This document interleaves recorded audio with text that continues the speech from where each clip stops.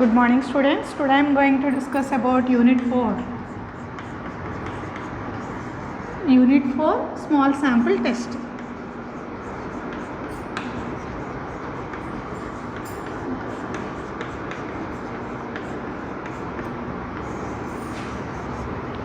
మనకి యూనిట్ 3 అనే దాంట్లో లార్జ్ శాంపుల్ టెస్ట్లు చెప్పుకున్నాము. ఇప్పుడు యూనిట్ 4 అనే కాన్సెప్ట్లో స్మాల్ శాంపుల్ టెస్ట్లు అనేవి ఉంటాయి. స్మాల్ శాంపుల్ టెస్ట్కి లార్జ్ శాంపుల్ టెస్ట్కి డిఫరెన్స్ ఏంటంటే టెస్ట్ ప్రొసీజర్ అయితే ఒకటే ఫార్మాట్లో ఉంటుంది, కానీ అక్కడ లార్జ్ శాంపుల్లో మనం కలెక్ట్ చేసుకునే డేటా n>30 అవుతుంది.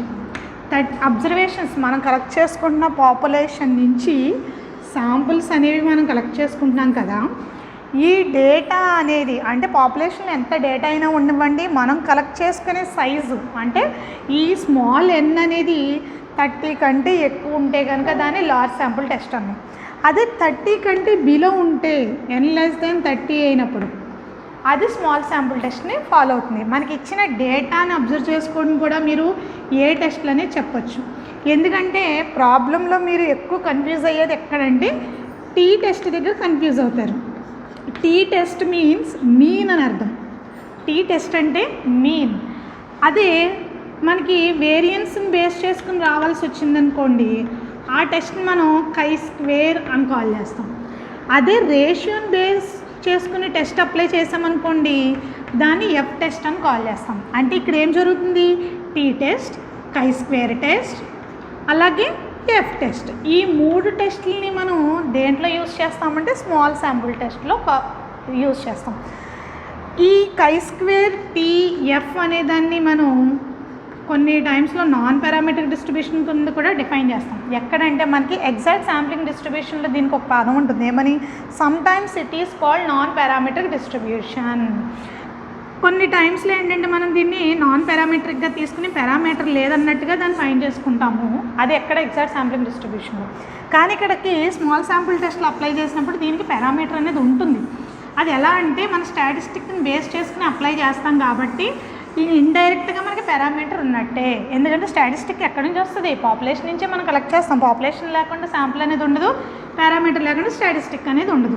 కాబట్టి ఇండైరెక్ట్గా మనం టెస్ట్ అప్లై చేస్తామంటే ఇది మనకి పారామెట్రిక్ టెస్టే అవుతుంది. నాన్ పారామెట్రిక్ కొన్ని టైమ్స్లో అది ఎగ్జాక్ట్ శాంప్లింగ్ డిస్ట్రిబ్యూషన్ యూజ్ చేసినప్పుడు some times it is called non parametric distributions. కానీ ఇక్కడ పారామెట్రిక్ డిస్ట్రిబ్యూషన్స్లో మనం ఇక్కడ స్మాల్ శాంపుల్ టెస్ట్లో యూజ్ చేసేది chi-square, T, F. chi-square means variance, T means mean, F means ratio. ఇప్పుడు ఈ మూడింటికి మనం టెస్ట్లు అప్లై చేస్తాం ఇక్కడ.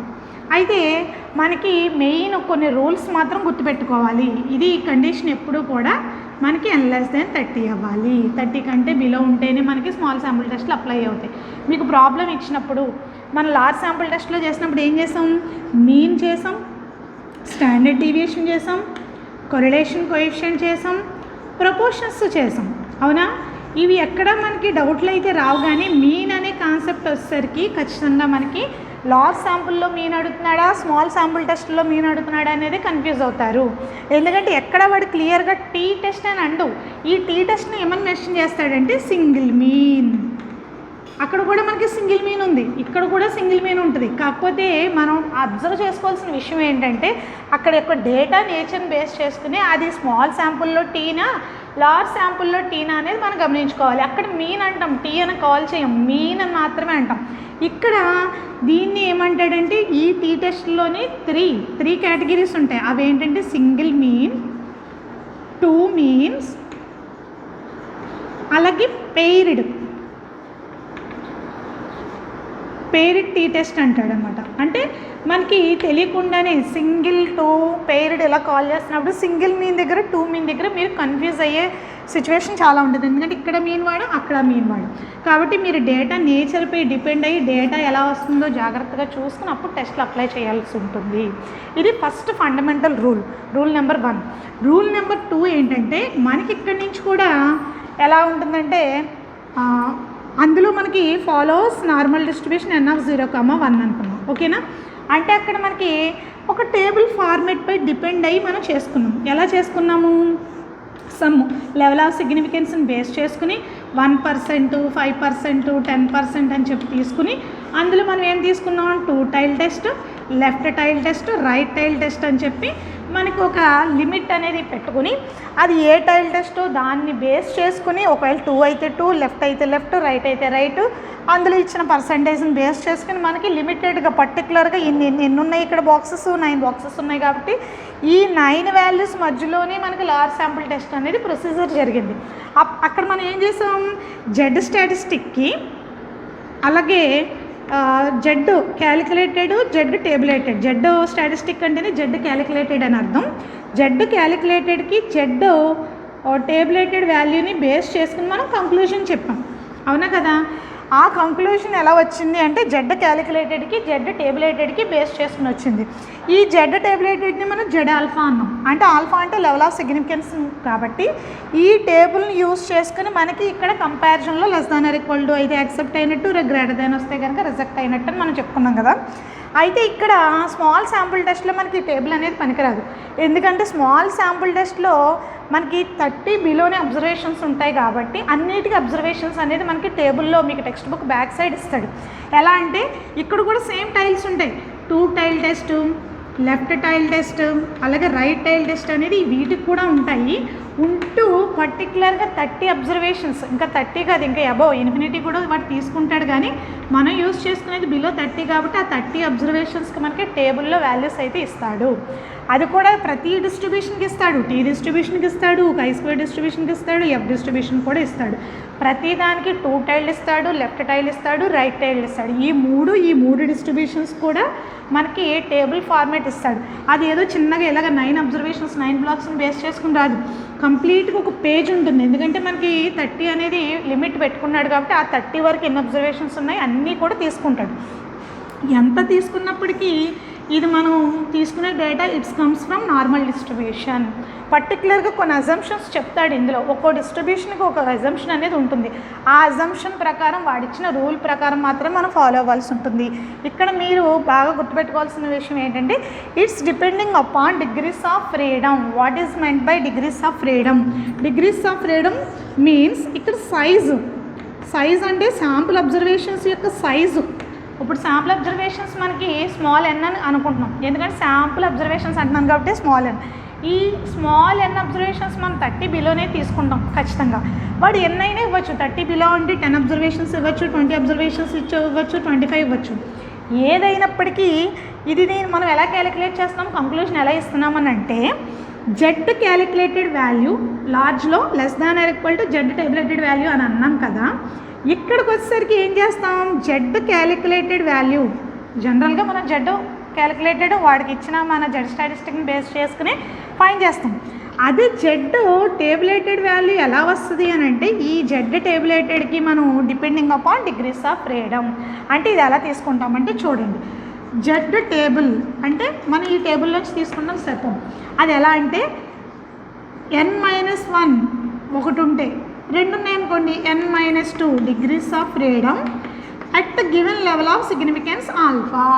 ఫర్ ఎగ్జాంపుల్ క్వశ్చన్లో ఒక 25 అబ్జర్వేషన్స్ ఇచ్చాను, హియర్ n ఈక్వల్ టు 25. ఇక్కడ n-1 నేను ఒక అబ్జర్వేషన్కి చేసుకుంటున్నాను కాబట్టి అప్పుడు n-1 ఎంత అవుతుంది నాకు 25 - 1 కాబట్టి 24 డిగ్రీస్ ఆఫ్ ఫ్రీడమ్.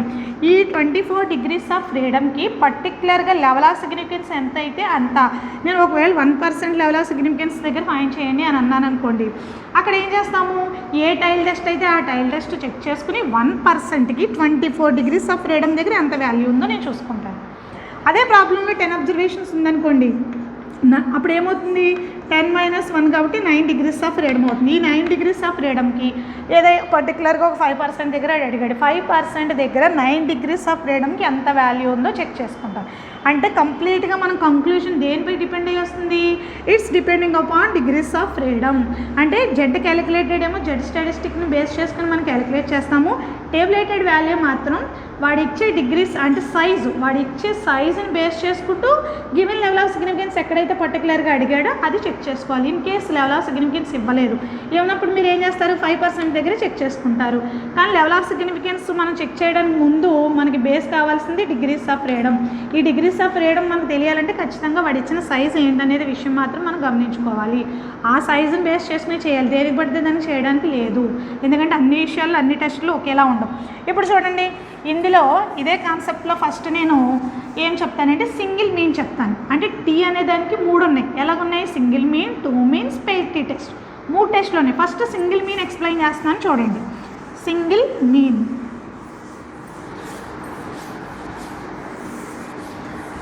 ఈ సింగిల్ మీన్లో మనకి ఎలా తీసుకుంటామంటే here we have to test whether there is significant difference between population mean and sample mean.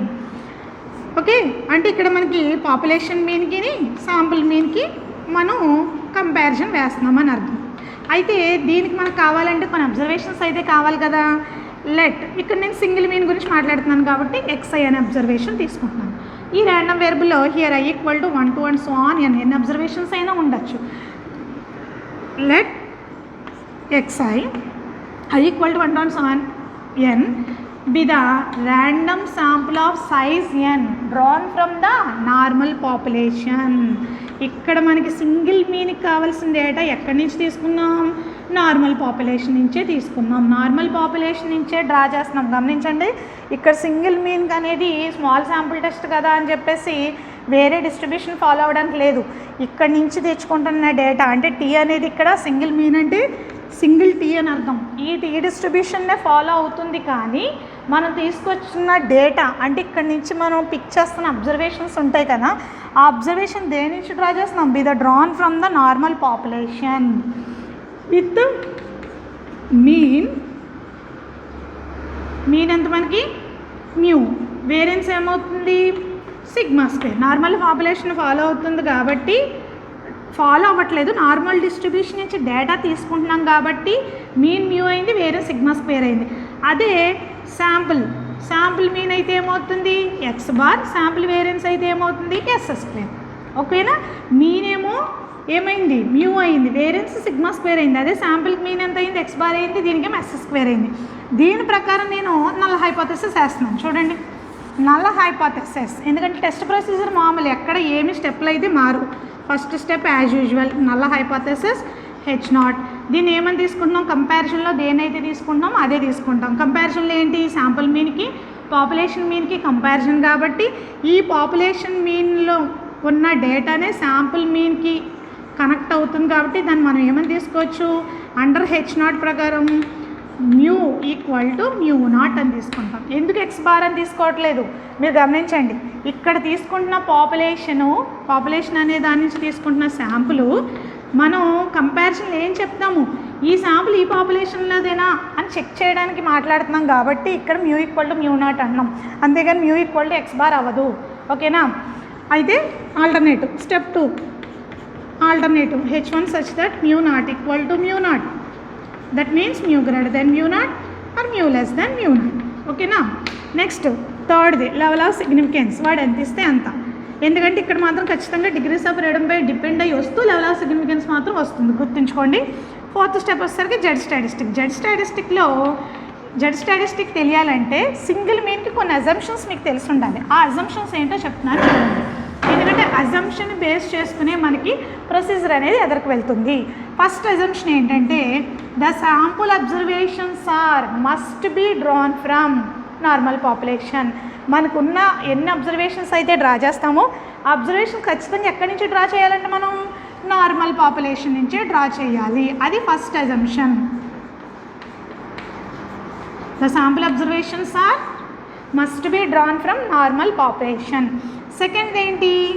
మనకి ఇక్కడ వాడు చెప్పే సెకండ్ అజంప్షన్ ఏంటంటే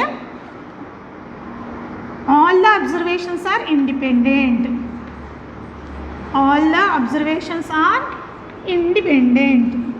ఓకేనా? మనం తీసుకున్న అబ్జర్వేషన్స్ అన్నీ కూడా ఇండిపెండెంట్గా ఉండాలి. థర్డ్ అజంప్షన్ ఏంటి? మనకి మెయిన్ అజంప్షన్ ఇదే. ఎందుకంటే సింగిల్ మీన్లో మనకు తెలియాల్సిన మెయిన్ అజంప్షన్స్ ఏంటంటే population variance is not known. Population variance ఏంటమ్మా? తెలియదు మనకి. Is not known. పాపులేషన్ వేరియన్స్ని దేంతో డినోట్ చేస్తాం? సిగ్మా స్క్వేర్తో డినోట్ చేస్తాం. ఇక్కడ సింగిల్ మీన్ చేసుకున్న 2 మీన్స్ చేసుకున్న టీ టెస్ట్ చేసేటప్పుడు మాత్రం population variance is not known. ఆ కండిషన్ తెలిసి ఉండాలి. ఇప్పుడు నేను జెడ్ స్టాటిస్టిక్ చెప్పడానికి ముందు అజంప్షన్స్ చెప్పడానికి కారణం ఏంటంటే మనకి నార్మల్ పాపులేషన్ నుంచే మనం అబ్జర్వేషన్స్ డ్రా చేయాలి. అదే జరిగింది ఇక్కడ. All observations are independent, depend అయ్యి ఉండకూడదు, ఖచ్చితంగా ఇండిపెండెంట్గానే మనం డ్రా చేసుకుంటాము. థర్డ్ వచ్చేసరికి ఏంటి, population variance is not known. Sigma square అనేది నాట్ నోన్ అంటాం. నాట్ నోన్ అన్నప్పుడు ఇక్కడ మనకి జెడ్ స్టాటిస్టిక్ ఎలా ఫామ్ అవుతుంది, ఇక్కడ జెడ్ స్టాటిస్టిక్ అనకుండా మనం టీ అంటాం. ఎందుకంటే టీ డిస్ట్రిబ్యూషన్ కాబట్టి జెడ్ ప్లేస్లోకి ఏం మారుతుంది, టీ అనే డిస్ట్రిబ్యూషన్ వస్తుంది. X bar minus mu by ఇక్కడ ఏమవుతుందంటే S by root over N follows Tn-1 degrees of freedom.